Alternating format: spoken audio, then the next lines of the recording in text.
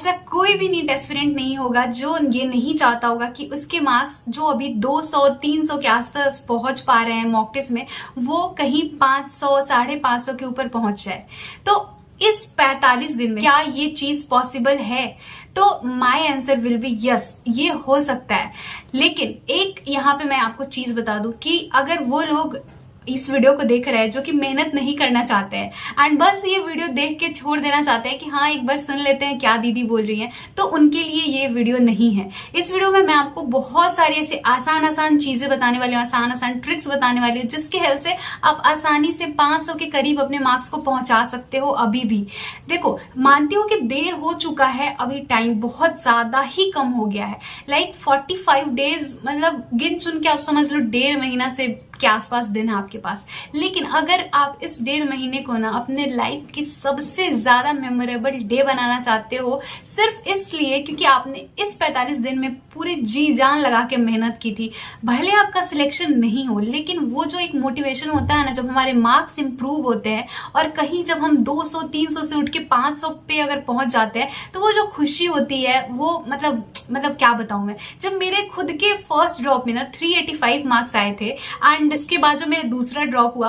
तो मैं बस यही सोचती थी कि मेरे मार्क्स 500 के ऊपर पहुंच जाए, 550 के ऊपर पहुंच जाए। तो मैं आपकी मेंटल कंडीशन को बहुत ही अच्छे से समझ रही हूँ कि आपको मतलब क्या क्या थॉट्स आ रहे होंगे एंड किस तरीके से आप चाहते होंगे कि मैं क्या कर लूं कि मेरे 500 के ऊपर नंबर पहुंच जाए। मार्क्स बढ़ाने के लिए ना आपको मॉक टेस्ट की भी बहुत ज़्यादा प्रैक्टिस करनी पड़ेगी एंड ऑफलाइन मोड में करना पड़ेगा। तो अगर आप ऑफलाइन मोड में मॉक टेस्ट प्रैक्टिस करना चाहते हो तो इसके लिए आप नीट रैंकर टेस्ट सीरीज ले सकते हो, जिसमें कि आपको टोटल 14 मॉक टेस्ट पेपर मिल जाएंगे। जो 4 जो होंगे वो पार्ट टेस्ट होंगे एंड 10 जो होगा वो full syllabus mock test paper होगा। तो 10 जो full syllabus mock test paper है ना, इसको आपको बहुत ही अच्छे से प्रैक्टिस करनी पड़ेगी एंड अच्छे से कमांडिंग करना पड़ेगा। इसके जितने भी क्वेश्चन दिए हुए हैं उन सबको, अगर आप अपने मॉक टेस्ट में मार्क्स को इंक्रीज करना चाहते हो तो।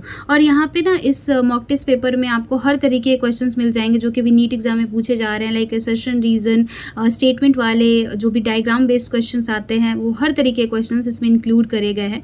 और इसके साथ ही साथ आपको यहाँ पे मिलता है एक बुकलेट, जिसमें कि जितने क्वेश्चंस यहाँ पे आपको प्रोवाइड करे गए हैं उन सारे क्वेश्चंस का इस बुक में डिटेल सॉल्यूशन प्रोवाइड किया गया है। तो अगर आप कहीं भी फंसते हो तो आप इस बुकलेट में अपने सारे क्वेश्चंस के आंसर देख सकते हो, उन आंसर को समझ सकते हो, तो कहीं भी आपको कोई भी डिफिकल्टी नहीं आएगी।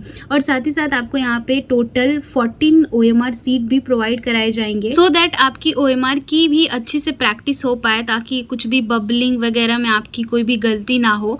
और बहुत सारे बच्चे ऐसे हैं जिनको ना हिंदी मीडियम में भी मॉक टेस्ट चाहिए, तो मैं आपको बता दूं ये जो वाला जो नीट रैंकर टेस्ट सीरीज़ है, ये इंग्लिश के साथ साथ ना आपको हिंदी मीडियम में भी अवेलेबल है। तो आप हिंदी मीडियम वाले बच्चे भी इसको ले सकते हैं। मैंने सारे लिंक्स डिस्क्रिप्शन बॉक्स में दे दिए हैं, जहाँ से आप इजीली इस नीट रैंकर टेस्ट सीरीज़ को बाई कर सकते हैं। And don't forget to use my coupon code MS150 for instant discount. क्योंकि वो अंदर का जो कॉन्फिडेंस होता है ना, वो बहुत ही अच्छे से बूस्टअप होता है, हमारे मार्क्स इंक्रीज होते हैं। तो मोटो हमारा क्या रहेगा कि हमको अपने मार्क्स को ना 500 के करीब लेके जाना है। और ये चीज प्रैक्टिकली पॉसिबल है। वो लोग जो कि ये सोच रहे हैं कि नहीं ये चीज अभी नहीं हो पाएगी, तो सबसे पहले मैं बोल दूं कि आप इस वीडियो को बंद करके यहीं से जा सकते हो। कोई जरूरत नहीं है अपना वैल्यूएबल टाइम को यहाँ पे देने का, ठीक है। तो सबसे पहले मैं एक चीज आपसे बोलना चाहूंगी कि देखो, 2 तरीके के नीट एस्पिरेंट होते हैं। फर्स्ट वो होते हैं ना जो कि खुद गलती करके सीखते हैं, एंड दूसरे वो होते हैं स्मार्टर वाले, जो कि क्या करते हैं कि दूसरों की गलतियों से सीखते हैं। छोटा सा एग्जांपल देती हूँ। देखो, ये ना बंदा है जिसका 3rd अटेम्प्ट हो चुका है, एंड ये जो एक दूसरा लड़का है जिसका 1st अटेम्प्ट है, एंड दोनों के मॉक टेस्ट में स्कोर ना 200 आ रहे हैं, ठीक, सेम स्कोर आ रहा है। ये जो 3rd अटेम्प्ट जिसका हो चुका है उसको भी 200 आ रहा है, 1st अटेम्प्ट जिसका है उसको भी 200 आ रहा है। सेकंड वाला बंदा है वो दूसरों की गलतियों से सीख के आगे बढ़ रहा है, तो बहुत ज्यादा चांसेस है कि उसके मार्क्स बहुत जल्दी 200 से उठ के 500 आ जाए।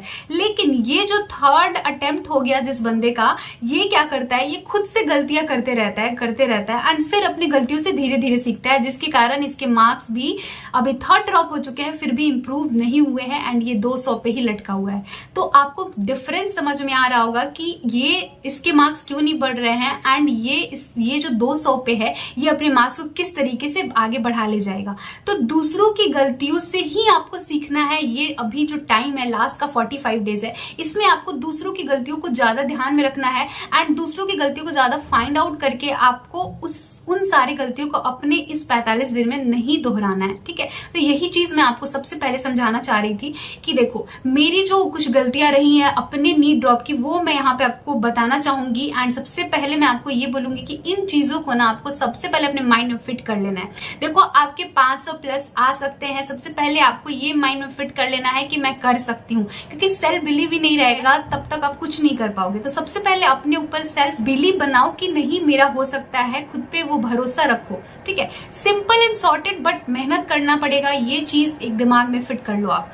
सबसे पहली चीज जो मैं अपने गलतियों से सीख के आपको बताना चाह रही हूँ यहाँ पे कि निगेटिव लोगों को ना आपको अवॉइड करना है इस 45 दिन में, क्योंकि बहुत सारे लोग ऐसे आपको अभी मिलेंगे जो कि ये बोलेंगे कि नहीं हो सकता है, छोड़ दो, ये कर क्या रहे हो, अभी कौन बोल रहा है तुमको कि तुम्हारे 500 प्लस नंबर आ जाएंगे। तो ऐसे बहुत सारे लोग मिल जाएंगे, लेकिन ऐसे बहुत ही गिने चुने लोग मिलेंगे जो आपको मोटिवेट करेंगे, आपको करेज देंगे कि नहीं तुम कर सकती हो, अभी भी मेहनत करते रहो। इस तरीके के निगेटिव वाले लोगों को ना आपको अवॉइड करना है अपने लाइफ में। हो सकता है आपके फैमिली मेंबर हो, आपके रिलेशन में कोई हो या फिर कोई भी लोग हो, तो उनसे थोड़ी सी दूरी बना लो इस 45 दिन के लिए बस। ठीक है, सेल्फ मोटिवेशन बहुत ही ज्यादा जरूरी है, तो हमेशा अपने आप को मोटिवेट करते रहो एंड जिस चीज से भी आपको मोटिवेशन मिलता हो उसको थोड़े देर मतलब अपने दिन में थोड़ा देर ही हो सके, मतलब आधा घंटा 15 मिनट ही, लेकिन टाइम दो ताकि वो चीज आपको अपलिफ्ट करते रहे एंड आपको आगे बढ़ने के लिए हेल्प करते रहे। ठीक है, क्लियर विजन एंड टारगेट आपका होना चाहिए। देखो अगर आपने टारगेट बना लिया है कि आपको 500 प्लस जाना ही है, तो ये बार बार चेंज नहीं होते रहना चाहिए कि नहीं 300 भी आएगा तो चलेगा या 400 भी आ जाए तो चलेगा। नहीं, एक लक्ष्य होना चाहिए कि नहीं मुझे 500 के ऊपर जाना ही है। एक प्लान बना लेना है जो कि प्रैक्टिकल हो एंड लॉजिकल हो, जो कि आगे मैं आपको इस वीडियो में बताने वाली हूँ। ठीक है, अब बात आती है डिस्ट्रैक्शन की, क्योंकि डिस्ट्रैक्शन ही था जिसके कारण आपकी ये नौबत आ चुकी है कि आपके अभी तक मार्क्स इंप्रूव नहीं हुए। तो अभी इस लास्ट के 45 दिन के लिए ना आप कि जितने भी डिस्ट्रैक्शन है, चाहे वो इंस्टाग्राम हो या फिर फेसबुक, व्हाट्सएप, जहां से भी आपको लगता हो कि ये डिस्ट्रैक्शन है मेरे लिए, ये मेरे को डिस्ट्रैक्ट कर रहा है, तो आप उसको हटा दो। सिर्फ और सिर्फ आपके फोन में अभी वही सारे एप्लीकेशन होने चाहिए जिससे कि आपकी नीट की प्रिपरेशन में हेल्प हो। ठीक है, एंड 12 से 14 घंटे हाई तो करनी पड़ेगी, ये एक प्रॉमिस कर लो आप। ठीक है, अब देखो एक चीज ध्यान देना, 0 से अगर कोई बंदा उठ के 300 के ऊपर जाता है ना या फिर 300 पहुंच पाता है, तो वो दिन का अगर 6-7 घंटे भी पढ़ाई कर लेना तो वो सफिशियंट है 0 से 300 पहुंचने के लिए। 300 से 500 प्लस जाने के लिए आपको 5 घंटे और एक्स्ट्रा मेहनत करनी पड़ती है। लेकिन अगर आप डायरेक्टली 0 से 500 पहुंचना चाहते हो तो आपको अभी से 12 घंटे पढ़ाई करनी पड़ेगी। तो ये आपको प्रॉमिस करना है। ठीक है, एंड इसके साथ थोड़ा स्मार्टनेस भी दिखाना पड़ेगा जिससे कि आपका जो हार्डवर्क है वो थोड़ा आसान हो जाए। लगभग अभी आपके पास 45 डेज है। ठीक है, इस 45 डेज में आपको 40 दिन मेन फोकस रखना है अपने जो चैप्टर्स है जो मैं अभी आपको बताने वाली हूँ उसको कवर करने में। एंड 5 दिन जो लास्ट का 5-6 दिन बचेगा ना आपके पास, उसमें आपको सिर्फ और सिर्फ रिवीजन करना है एंड आपको मॉक टेस्ट देना है। आपको लास्ट में चाहो तो आप एक दिन में 2-2 मॉक टेस्ट भी लगा सकते हो। तो ये ट्राई करना कि लास्ट में जाके आप 5-6 दिन जब बाकी रहेगा तो आप सिर्फ और सिर्फ मॉक टेस्ट एंड रिवीजन कर रहे हो, कुछ भी नया नहीं पढ़ रहे हो। अब इस 40 दिन में आपको पढ़ना कैसे है, क्या क्या कवर करना है, वो मैं आपको आगे बता रही हूँ एंड ध्यान से सुनना एंड इसी तरीके से आपको चलना है। देखो आपका मेन फोकस क्या रहेगा, बायोलॉजी के ऊपर। देखो बायोलॉजी सबसे ज्यादा स्कोरिंग है एंड सबसे ज्यादा मार्क्स का भी आता है, तो ईजी भी है कहीं ना कहीं। आपको यहाँ पे ऐसा नहीं है कि क्वेश्चन सॉल्व करना है, आपको फॉर्मूला याद करना है, उस फॉर्मूला को लगाने आना चाहिए, कॉन्सेप्ट आना चाहिए, ऐसा कुछ नहीं। अगर आप सिर्फ और सिर्फ रट्टा मार के भी चैप्टर्स को रट लेते हो ना तो आप वहां जाके क्वेश्चन सॉल्व कर लोगे। तो देखो यहाँ आपका टारगेट होना चाहिए कि आपको 300 मार्क्स यहाँ से लेके आने ही है। तो इसके लिए क्या करना पड़ेगा, आपको अपने स्टडी टाइम का ना 40 to 50% टाइम बायोलॉजी को देना है। इसके बाद आपको क्या करना है, हाई वेटेज वाले चैप्टर को फाइंड आउट करना है कि कौन कौन से चैप्टर जो बहुत ज्यादा पूछे जाते हैं। मैंने अपनी इस वाले वीडियो में बता भी रखा है, तो वहां से जाके देख लेना। उसके बाद आपको हाई वेटेज वाले चैप्टर को सबसे पहले कंप्लीट करना है। उसके बाद बात आती है एनसीईआरटी रीडिंग। देखो जितना भी चैप्टर आप पढ़ो, लेकिन उस सारे चैप्टर को आपको एनसीईआरटी रीडिंग करनी है, वो भी फ्रिक्वेंटली करनी है, एंड उसके साथ ही साथ क्वेश्चन प्रैक्टिस कर लेना है उन सारे चैप्टर के। अब पीवाईक्यूज को देखो, पीवाईक्यूज में इसलिए आपको बोल रही हूँ करने के लिए क्योंकि पीवाईक्यूज से ना आपको आइडिया लग जाएगा कि क्वेश्चन उस पर्टिकुलर चैप्टर से कहां से आ रहा है, कौन से ऐसे पोर्शन है जिससे बहुत ज्यादा फ्रिक्वेंटली क्वेश्चन आ रहा है, तो आप उस पोर्शन को और ज्यादा अच्छे से कंप्लीट करके जाना। तो एक राइट अप्रोच क्या होना चाहिए ना पीवाईक्यू करने का, वो मैंने अपने इस वाले वीडियो में बता रखा है, उसको भी एक बार जाके देख लेना, ज्यादा अच्छे से समझ आएगा। तो पीवाईक्यूज तो बहुत ही बढ़िया से करना है आपको। अब मैं कुछ चैनल नेम बता रही हूँ आपको रिविजन के लिए, जिसको आप रिविजन के लिए यूज कर सकते हो। मतलब उन लोगों के, मतलब एक चैनल है जो मैं, जिसका लिंक मैंने डिस्क्रिप्शन बॉक्स में दे दिया है। मैं कोई प्रमोशन नहीं कर रही हूँ, मेरे को पर्टिकुलरली उस चैनल से बहुत ज्यादा हेल्प मिली थी, तो वो चैनल को जाके आप एक बार देखना। वहां पे एक जो बायोलॉजी का चैप्टर है ना, उसको 15 से 20 मिनट में उन्होंने बहुत ही सिंप्लीफाइड फॉर्म में मतलब उसका रिवीजन कराया है। तो वो जाके आप देख सकते हो, आपको हर एक चैप्टर को रिवाइज करने में बहुत ज्यादा ही कम समय लगेगा, तो वो वहां से जाके देख लेना। बायोलॉजी में भी शॉर्ट नोट्स बनाने हैं। बहुत सारे ऐसे लोग हैं जो सिर्फ फिजिक्स केमिस्ट्री में ही बनाते हैं, मैंने भी सिर्फ फिजिक्स केमिस्ट्री का ही बनाया था। देखो फिजिक्स केमिस्ट्री में तो हम शॉर्ट नोट्स बनाते हैं, लेकिन आपको बायोलॉजी में भी शॉर्ट नोट्स बनाने हैं। देखो कैसे बनाना है, तो जैसे कि एनिमल किंगडम के जो एग्जांपल्स हैं वो मोस्टली हर साल पूछे जाते रहे, तो आपको ना उन सारे एनिमल किंगडम के एग्जांपल को एक छोटे से पेज पे लिख लेना है, एंड जहां भी पढ़ाई करते हो ना उसके सामने वाले वॉल पे लगा देना है, ताकि आपको उस पे मतलब आपका हमेशा नजर जाते रहे, एंड आपका होता है ना सबकॉन्शियसली वो आपके माइंड में फिट होते जाएगा आपका, उस पर डेली आप उसको एक बार देखते रहोगे।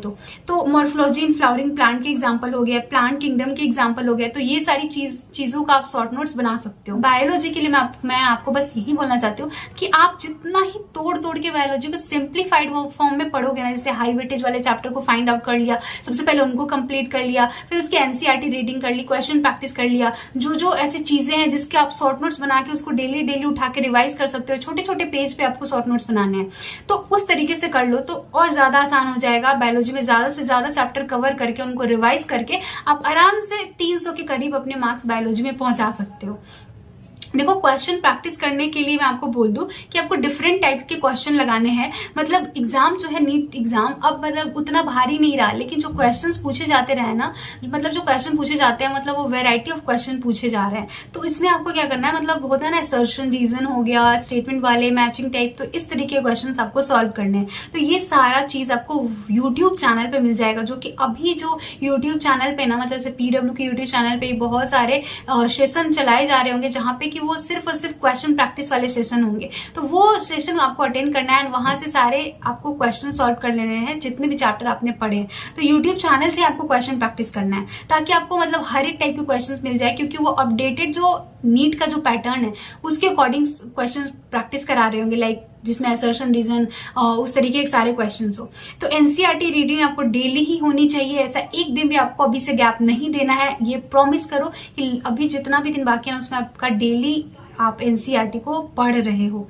फिजिक्स की बात करें तो देखो सबसे पहले ना आपको हाई वेटेज वाले चैप्टर को कंप्लीट कर लेना है, क्योंकि अब इतना टाइम नहीं है कि आप फिजिक्स में बहुत सारा कुछ भी कर पाओ। तो सबसे पहली चीज आती है कि शॉर्ट नोट्स कर लेना। मतलब शॉर्ट नोट्स आपको कहीं से भी मिले, मेरे टेलीग्राम चैनल पे भी आपको शॉर्ट नोट्स मिल जाएगा, मेडिको शालिनी से ही है मेरा टेलीग्राम चैनल, तो वहां से आपको ना शॉर्ट नोट्स में मेरे फॉर्मूला भी होंगे, कुछ थ्योरेटिकल पॉइंट्स भी होंगे, तो आपको ना हर एक जो भी चैप्टर आप पढ़ो ना, उस हर एक चैप्टर का आपको फॉर्मूला याद होना ही चाहिए, ताकि फॉर्मूला बेस्ड क्वेश्चन आपसे ना छूटे। अगर आप फॉर्मूला बेस्ड भी क्वेश्चन सब सॉल्व करके आ जाते हो ना, आप आराम से 70-80 नंबर तो आराम से लेके आ जाओगे फिजिक्स के अंदर। तो इसके अलावा और क्या करना है, इसके अलावा ना आप जो भी चैप्टर पढ़ोगे ना, जो भी हाई वेटेज वाले चैप्टर होंगे, उन सारे चैप्टर के आपको पीवाईक्यूज को सॉल्व कर लेने हैं, एंड वो भी मल्टीपल टाइम्स। मतलब इसके अलावा मैं कुछ भी नहीं बोल रही हूँ आपको सॉल्व करने के लिए, कोई भी डीपीपी या फिर कोई भी आपको यूट्यूब चैनल से क्वेश्चन प्रैक्टिस करने की जरूरत नहीं है। बस इतना कर लेना, पीवाईक्यूज वाले जो अगर कहीं पीवाईक्यूज सॉल्व कराए जा रहे हैं यूट्यूब पे तो वो कर लेना, एंड जो जितने भी फॉर्मूला है वो कर लेना, बस इतना कर लेना फिजिक्स में। केमिस्ट्री की बात करें तो मैं फिजिकल केमिस्ट्री आपको बोल दूं कि मोल कॉन्सेप्ट आपको करना है, बस एक ही चैप्टर करना है फिजिकल का, मैं ज्यादा नहीं बोल रही हूँ क्योंकि अब टाइम नहीं बचा है। तो बेसिक चैप्टर अगर ये नहीं करोगे तो बाकी आगे का नहीं समझ में आएगा। मोल कॉन्सेप्ट करना है, इसके क्वेश्चन प्रैक्टिस कर लेना है, पीवाईक्यूज कर लेना है, एंड फॉर्मूला शीट बना लेना है। फॉर्मूला शीट अगर आपको नहीं मिल रहा है तो आप मेरी यूट्यूब चैनल से भी देख सकते हो, या फिर आप कहीं से भी आपको कोई फ्रेंड का मिल रहा है तो वो ले लो, लेकिन फॉर्मूला शीट जरूर रख लेना मोल कॉन्सेप्ट चैप्टर का, ये आपको अच्छे से आना चाहिए, इसके PYQs अच्छे से आने चाहिए क्योंकि इससे हर साल क्वेश्चन आते हैं एंड इस चैप्टर को सीख जाओगे तभी आगे का आपको केमिस्ट्री समझ में आएगा। अब मेन फोकस जो है केमिस्ट्री वो है इनऑर्गेनिक केमिस्ट्री पे, क्योंकि इनऑर्गेनिक केमिस्ट्री सिर्फ और सिर्फ याद करने वाला है, यहाँ पे कुछ भी ऐसा नहीं है कि आपको फॉर्मूला अप्लाई करना है तब क्वेश्चन बन पाएगा। तो इसमें आपको टोटल 5 चैप्टर है, ये जो 5 चैप्टर है इन सारे को आपको वीडियो लेक्चर से पढ़ने हैं, इन सारे चैप्टर के कॉन्सेप्ट को सीख जाना है एंड एनसीईआरटी को 2 से 3 बार पढ़ लेना है। क्वेश्चन प्रैक्टिस करने के लिए यूट्यूब वीडियो को ही देखना है, क्योंकि अगर आप खुद से क्वेश्चन प्रैक्टिस करने गए और फंस जाओगे तो फिर वही है कि सॉल्यूशन आपको मिलेगा नहीं सही तरीके से एंड वो और ज्यादा कंफ्यूजन क्रिएट करेगा। इससे अच्छा है कि यूट्यूब से देखो, वहां पे आपको उसी टाइम पे क्वेश्चन जो टीचर सॉल्व करा रहा होगा वही आपको वहां पे सारा कुछ आपके कॉन्सेप्ट को क्लियर कर देगा, आपको अगर कोई क्वेश्चन नहीं आ रहा तो। उसी तरह आपको इस यहाँ पे भी PYQs को मल्टीपल टाइम्स कर लेने हैं and NCERT line by line question inorganic का मैंने अपने टेलीग्राम पे प्रोवाइड कर दिया है, तो वो भी जाके एक बार देख लेना। एंड कुछ चैप्टर के शॉर्ट नोट्स भी हैं, लाइक P ब्लॉक चैप्टर हो गया, इसके शॉर्ट नोट्स भी मैंने डाले हैं, तो मेरे टेलीग्राम चैनल पे जाके देख लेना। एंड इनऑर्गेनिक को जितना हो सके ना, जितना याद कर पाओ, रिवाइज रिवाइज रिवाइज, बस मैं यही बोलूंगी इनऑर्गेनिक में। अब ऑर्गेनिक की बात करें तो यहाँ पे आपको जीओसी को सबसे पहले करना है। जीओसी में भी आपको सब कुछ नहीं करना है, मैं बस इतना बोलूंगी कि आप आईयूपीए कर लो, isomerism and type of reaction जो है जीओसी के वो कर लो। उसके बाद आपको हाइड्रोकार्बन वाला चैप्टर कर लेना है। मैंने हाइड्रोकार्बन चैप्टर के ना शॉर्ट नोट्स, जो अपनी एनसीईआरटी का शॉर्ट नोट्स मैंने खुद से बनाया था, वो भी अपने टेलीग्राम पे डाल दिया है, तो आप जाके वहां से देख लेना। बायोमोलिक्यूल कर लेना है क्योंकि बहुत ही छोटा सा चैप्टर है एंड इससे आते ही हर साल क्वेश्चन, कन्फर्म एक क्वेश्चन रहेगा 1 से 2, तो वो कर लेना है। अमाइंस एक छोटा ही चैप्टर है, मतलब कर लोगे तो आप फायदे में रहोगे, इसके क्वेश्चन मतलब इजी ही आते हैं, तो ये कर लेने हैं। एंड इसके अलावा मेरे टेलीग्राम पे आपको ऑर्गेनिक के जितने भी नेम रिएक्शन है उसका चार्ट मिल जाएगा, ऑर्गेनिक के टेस्ट का एंड रिएजन का भी चार्ट मिल जाएगा, तो वो जाके देख लेना। एंड बाकी जितने चैप्टर है ना, उन सारे चैप्टर के सिर्फ और सिर्फ नेम रिएक्शन आपको याद कर लेने हैं, क्योंकि नेम रिएक्शन बहुत ही ज्यादा फ्रिक्वेंटली पूछा जाता रहा है, तो अगर वो याद कर लोगे तो 4 मार्क्स आप इजिली स्कोर कर सकते हो सिर्फ और सिर्फ नेम रिएक्शन याद करके ऑर्गेनिक के अंदर। तो यही चीज आपको फॉलो करनी है अभी बाकी के लास्ट 45 डेज में।